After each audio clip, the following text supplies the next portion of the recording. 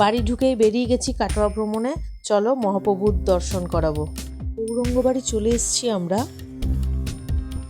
আর এই সেই গাছ যেখানে মহাপ্রভু তার চুল মুন্ডন করেছিলেন।